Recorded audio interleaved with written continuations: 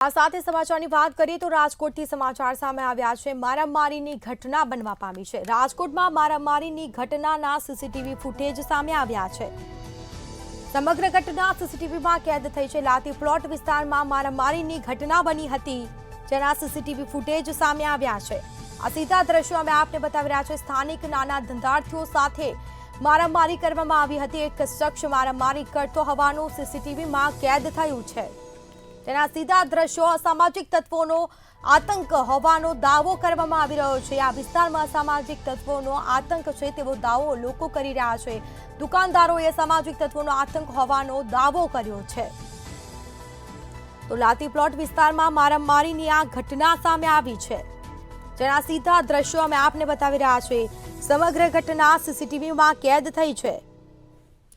તો એક શખ્સ મારામારી કરતો હોવાનું સીસીટીવીમાં સામે આવ્યું છે।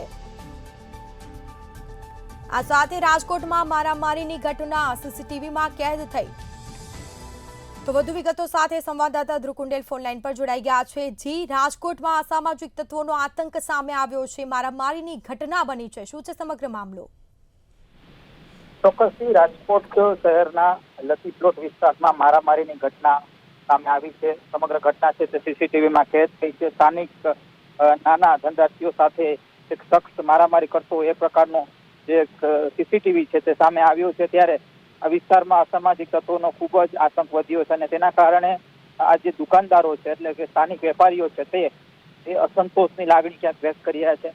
આ સાથે તેઓએ અનેક વખત પોલીસને ફરિયાદ પણ કરી છે કે અસામાજિક તત્વો સાંજ પડે આ પ્રકારની ગેરપ્રવૃત્તિઓ કરે છે અને ખૂબ જ ખરાબ ગાળો બોલે છે વેપારીઓને।